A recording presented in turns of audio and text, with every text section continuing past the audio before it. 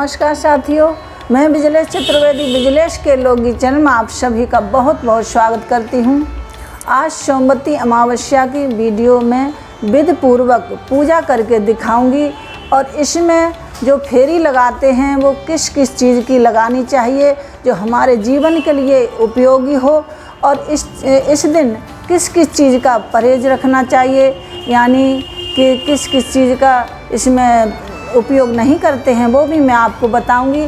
और इस वीडियो में आपको सोमवती अमावस्या की कथा भी सुनाऊंगी।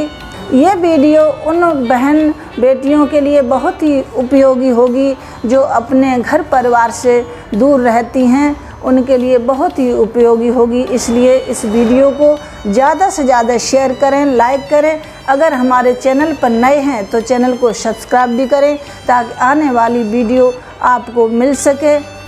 आइए हम अब ये वीडियो शुरू करते हैं। आपको पूजा करके विधि पूर्वक दिखाऊंगी।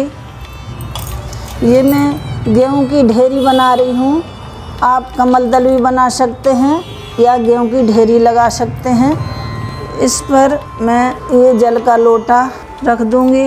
इसमें थोड़ी मिश्री या बतासा कुछ भी आप डाल सकते हैं। मैंने इसमें जल भर लिया है, पहले से ही जल में ही पानी भरा था। पहले जल डाला फिर पानी भरा था। इसमें थोड़ा पुष्प डाल दूंगी और इसके ऊपर गेहूं की ढेरी, ये प्लेट में गेहूं रखेंगे। इसके ऊपर हम अपने विष्णु भगवान, ये हमारे हैं लक्ष्मी नारायण भगवान, इनकी आज पूजा होती है। ये लक्ष्मी नारायण भगवान तुलसी में विराजमान रहते हैं आज के दिन, इसलिए लक्ष्मी नारायण भगवान की पूजा करनी चाहिए। पीपल की करें या तुलसी की करें, पूजा एक ही विधि होती है और एक ही फल होता है। आज के दिन रुई की बत्ती नहीं बनती है, रुई उपयोग में नहीं लाई जाती है, रुई वर्जित होती है सोमवती अमावस्या को। इसलिए हमने ये कलावे की बाती बना ली है। इसकी मैं जोत जलाऊंगी कलावे की बाती की। ये मैंने बना के नहीं दिखाई है क्योंकि टाइम ज़्यादा लग जाएगा, वीडियो बड़ी हो जाएगी, इसलिए मैंने बना के नहीं दिखाई है। मैं इसकी जो है जोत जलाऊंगी। ये गणेश लक्ष्मी भगवान हैं। गणेश लक्ष्मी स्थापित करने चाहिए ज़रूर, कि प्रथम गणेश भगवान का ही पूजन होता है। अब हम यहाँ पर तुलसी माता को पहले तुलसी माता को चुन्नी ओढ़ा देते हैं। जय हो तुलसी मैया। सर्वप्रथम हम गणेश भगवान का पूजन करेंगे, इसलिए ये डंडी को तोड़ लेते हैं। ज़्यादा बड़ी डंडी को नहीं रखनी चाहिए। मिश्री या बतासा इसमें कुछ भी रख लें और इसे लौंग से बंद कर लें। ये बीड़ा बनाने का तरीका है।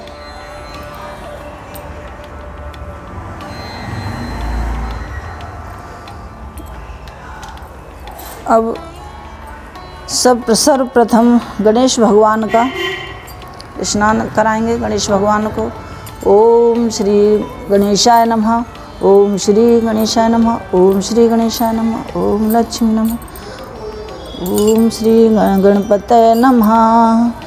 गणेश भगवान का स्नान हो गया। अब गणेश भगवान का तिलक करेंगे चंदन शिरोली से। गणेश भगवान का, लक्ष्मी माता का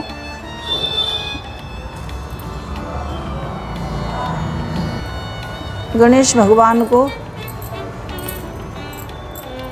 कलावा चढ़ाएंगे।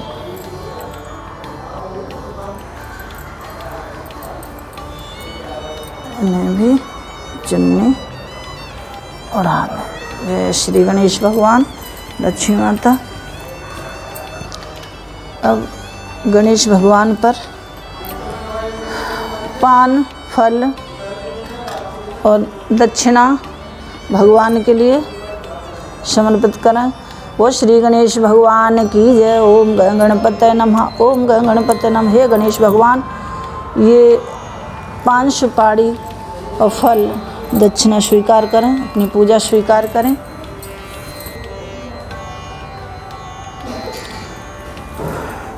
ज्योत जला दी हमने, धूप और ज्योत जला दी।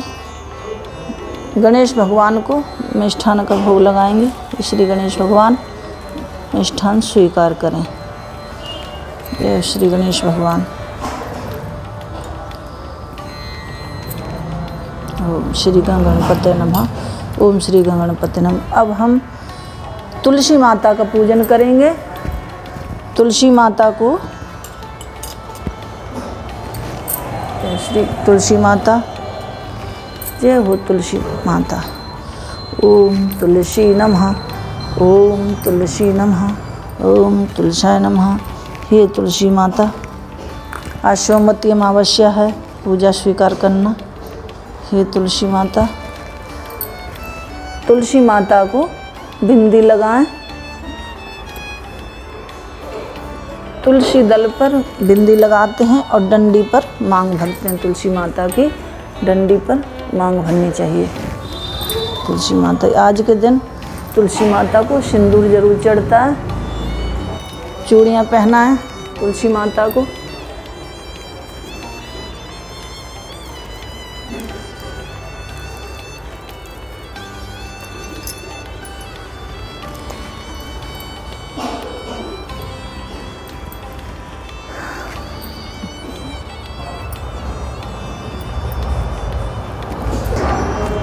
तुलसी माता की जो है ये बिंदी लगा दी हमने तुलसी माता में। तुलसी माता की पूजा जैसे करते हैं तो प्रथम फेरी, जो प्रथम फेरी है वो जौ से लगती है। जौ की परिक्रमा 108 जौ गिन के रख लें और उनकी फेरी लगाएं। अगर पहली बार आप करते हैं पूजा तो जौ से करें या धान पान से करें। धान पान से भी की जाती है और जौ से भी की जाती है। अगर जौ से करते हैं तो जौ की परिक्रमा लगा के उसके बाद में जो 108 जौ हैं उसे आटे में गूंद के लोई बनाकर और उसे गाय को खिला देवें। उसके बाद फिर किसी से भी आप कर सकते हैं। मैं आपको अभी पूजा बता रही हूँ, उसके बाद में मैं आपको बताऊँगी। पूजा करके दिखा रही हूँ कैसे पूजा करनी चाहिए। ये तुलसी माता फल स्वीकार करें। तुलसी माता को भोग लगाएं। हे माता रानी भोग स्वीकार करें। हे तुलसी, हे तुलसी।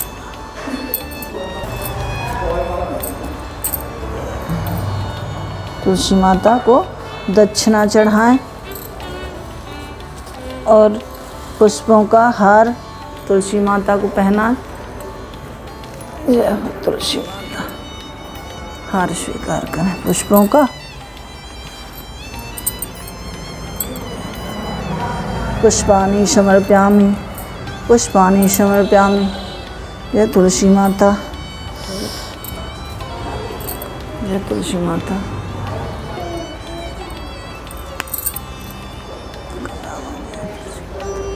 जय तुलसी माता।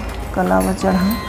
ये आलता है, माता को भी लगता है और खुद भी लगाना होता है। आज के दिन सोमवती अमावस्या को महावर बोलते हैं, आलता भी बोलते हैं। तो इस आलते को तुलसी माता को भी लगाएं और खुद भी लगाएं जब परिक्रमा करें।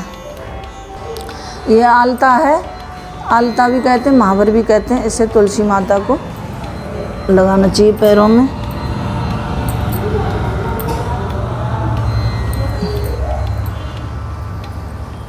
लक्ष्मी माता के भी लगा देते हैं। लक्ष्मी नारायण भगवान की पूजा कर लेते हैं।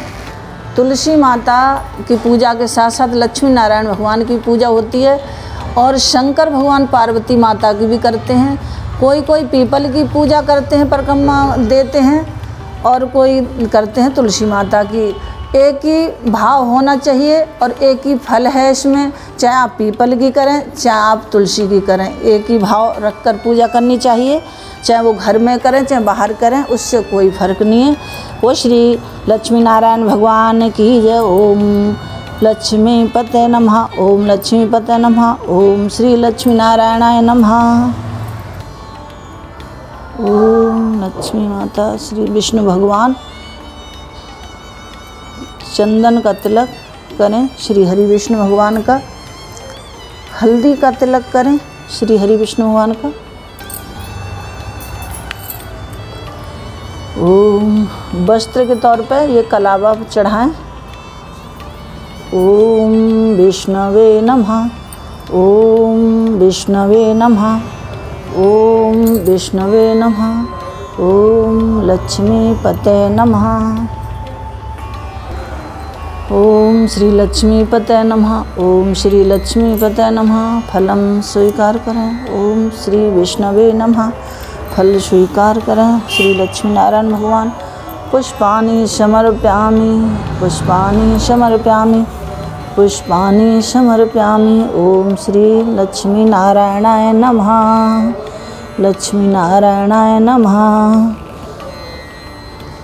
ओम श्री लक्ष्मीपते नमः। श्री हरि विष्णु भगवान।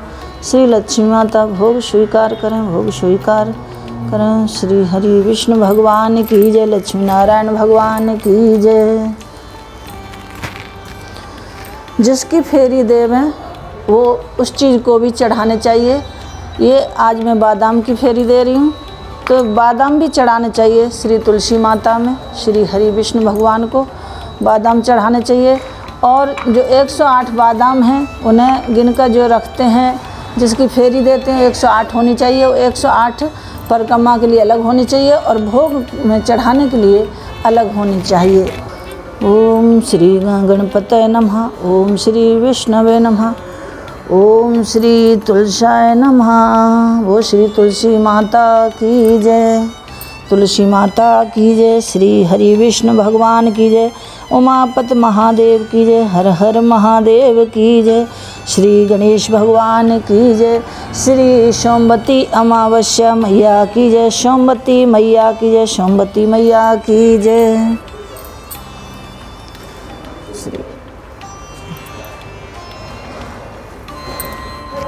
तुलसी माता भोग समर्पयामि। ये दूध की बनी हुई मिठाई है। तुलसी माता में दूध का जो है चढ़ाना बहुत शुभ होता है। तुलसी माता में दूध भी चढ़ाना चाहिए। दूध की बनी मिठाई भी चढ़ानी चाहिए तुलसी माता में। सोमवती अमावस्या को क्यों कहते हैं? सोमवती अमावस्या इसलिए कहते हैं कि सोमवार की जब अमावस्या पड़ती है उसे सोमवती अमावस्या कहते हैं। इसको स्नान का बहुत बड़ा महत्व है। गंगा स्नान करते हैं सभी। बहुत पूर्णमासी से भी अधिक इसका जो है वर्णन आता है कि पूर्णमासी से भी अधिक इसका जो स्नान अच्छा होता, बहुत ही फल देता है। तो इसको जो है गंगा स्नान भी करते हैं। और सोमवती अमावस्या को पीपल की परिक्रमा यानी कि फेरी देना और जो है पूजन करना। पितृ देवताओं का भी पूजन होता है और तुलसी माता का भी पूजन होता है। इसमें दान का बहुत ही महत्व है। दान करना चाहिए। सोमवती अमावस्या को परहेज किस किस चीज़ का रखना चाहिए? वो है रुई। रुई का उपयोग इस दिन नहीं करते हैं और तेल का उपयोग नहीं करते हैं। इसमें तेल ना तो शरीर में लगाना चाहिए, ना ही बालों में लगाना चाहिए और ना ही खाना चाहिए। तेल से सब्जी भी नहीं छोंकनी चाहिए।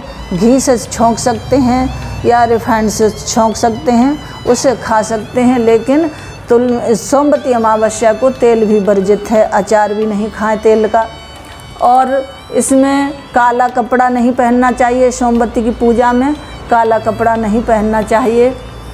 और इसमें फेरी अगर आप श्रृंगार की लगाते हैं सुहाग की, तो सुहाग में आप सिंदूर की लगाएं, महावर की लगाएं। सिंदूर आप सिंदूर दान की भी लगा सकते हैं। सिंदूर जो पूरी सिंदूर दानी आती है उनको भी 108 कर सकते हैं अगर आपकी सामर्थ्य है तो।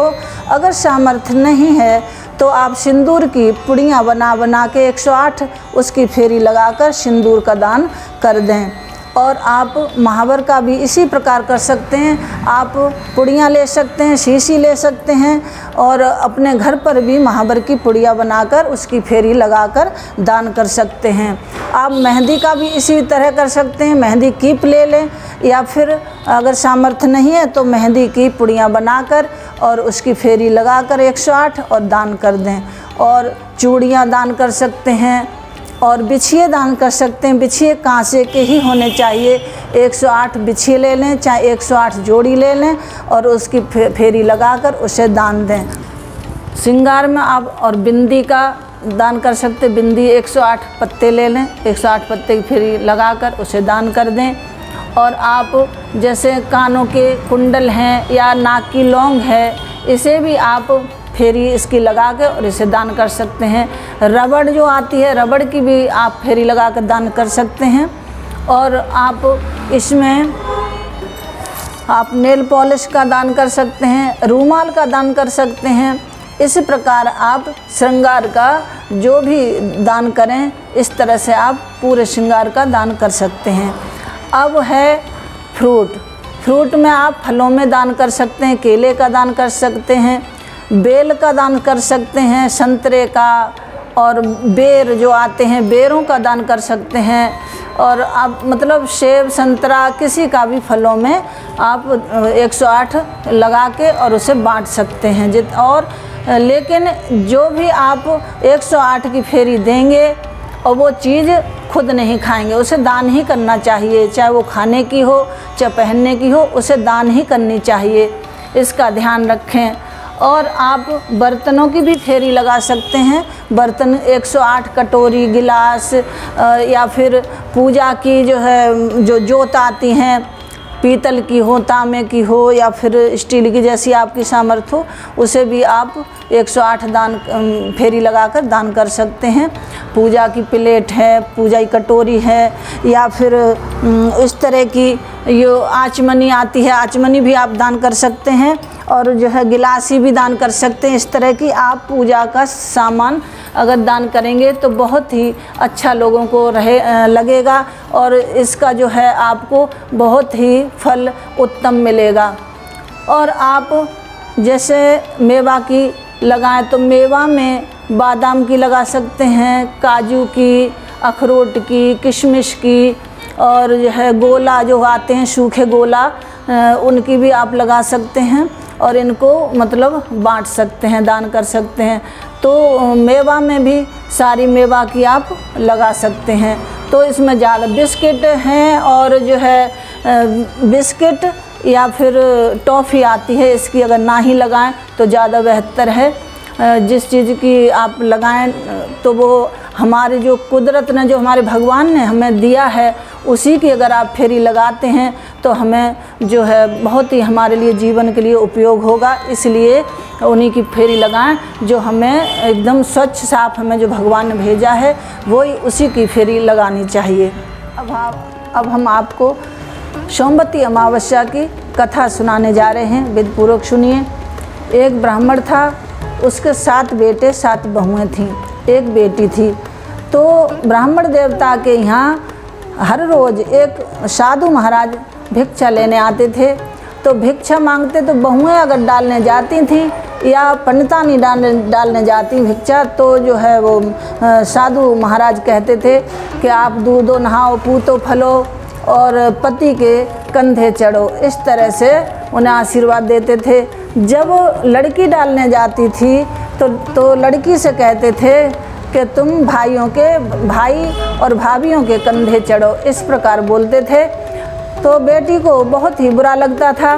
बेटी ने अपने माँ से बोला कि माँ, ये साधु महाराज जब भी भिक्षा लेने आते हैं तो जब भाभियाँ भिक्षा डालने जाती हैं तो इस प्रकार बोलते हैं कि दूधो नहाओ, पूतो फलो और पति के कंधे चढ़ो, लेकिन जब मैं भिक्षा डालने जाती हूँ तो मुझसे कहते हैं कि जो है भैया भाभी के कंधे चढ़ो।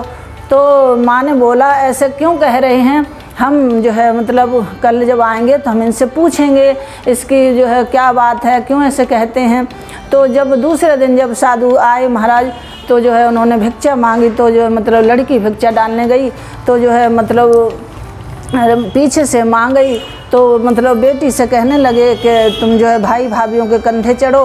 तो पंडितानी कहने लगी कि तुम ऐसे क्यों कह रहे साधु महाराज, हमारी बेटी से इस प्रकार क्यों कहते भाई भाभीयों के कंधे चढ़ो।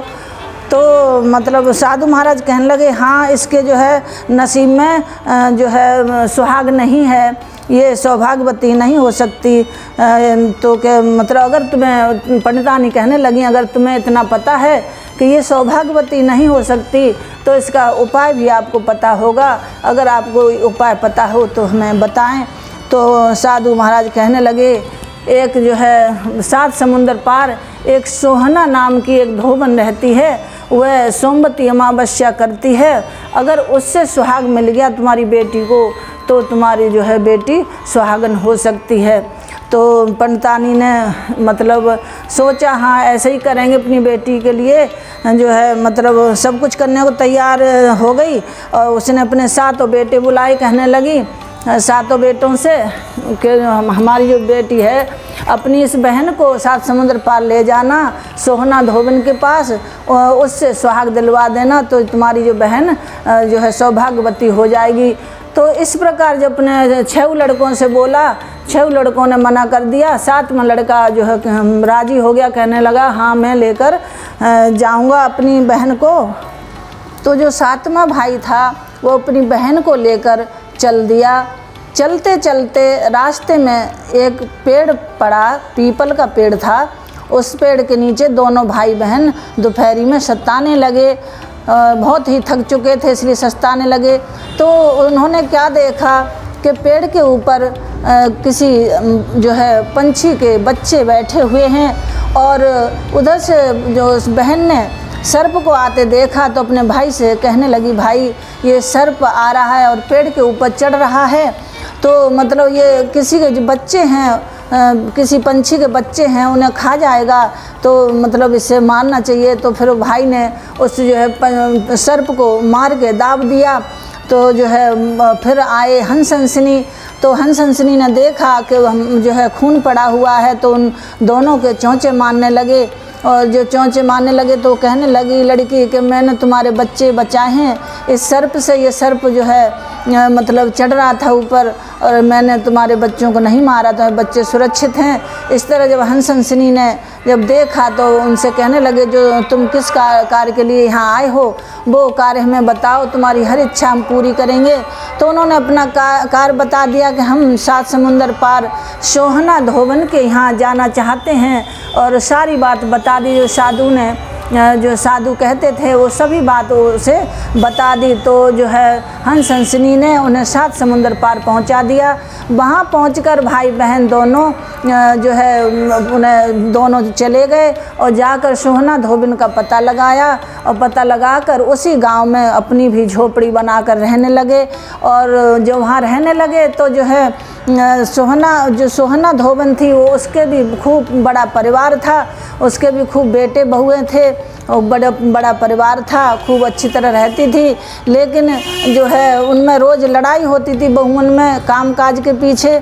तो फिर सोहना धोबन ने एक दिन देखा कि जो सारा काम वाम सब होता चला जाता है, रोज़ हो रहा है, हमारी बहुओं में लड़ाई झगड़ा नहीं हो रहा है, क्या बात है। तो अपनी बहुओं से कहने लगी कि क्या बात है, तुम आजकल तुम लोगों में लड़ाई नहीं हो रही है।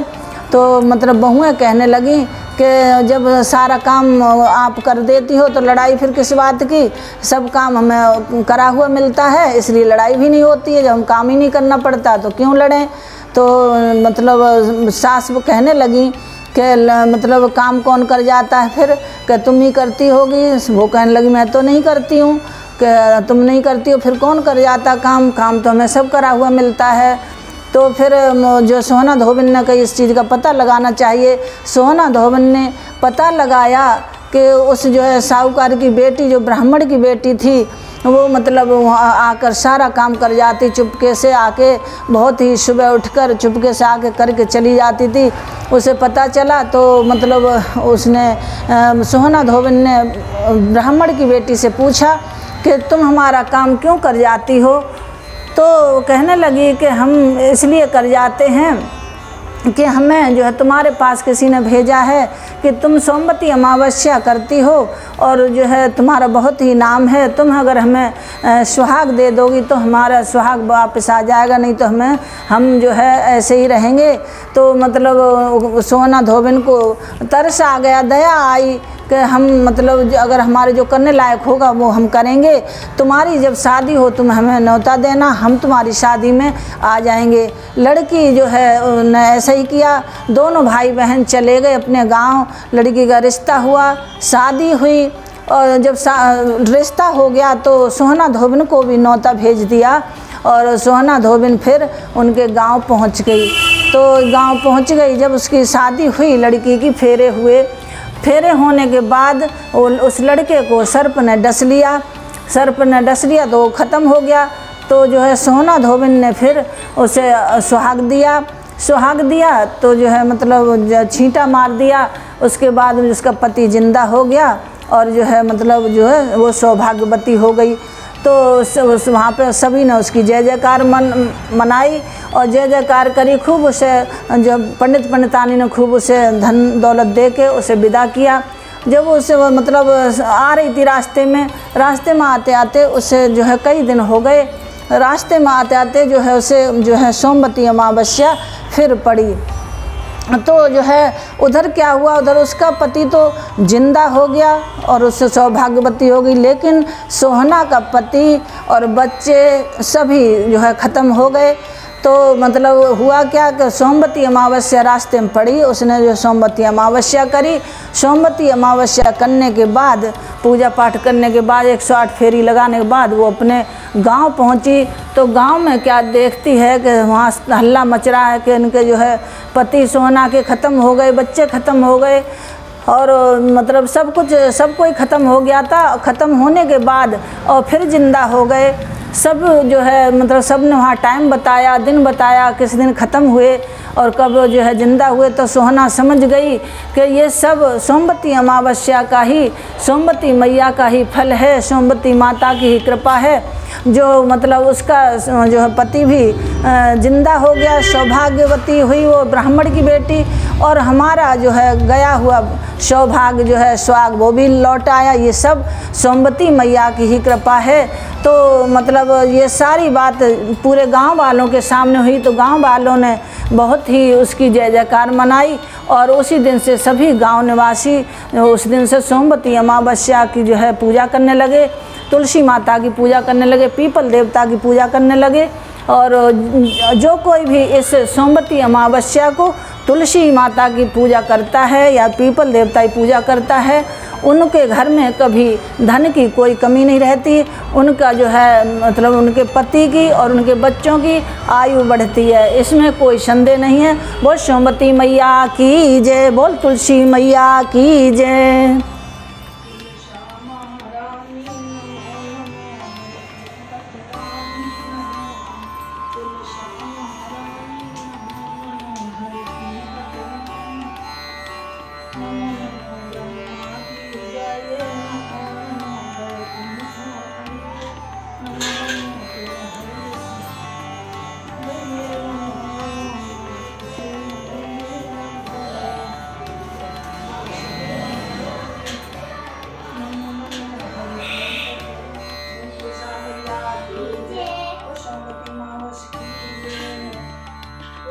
भगवान की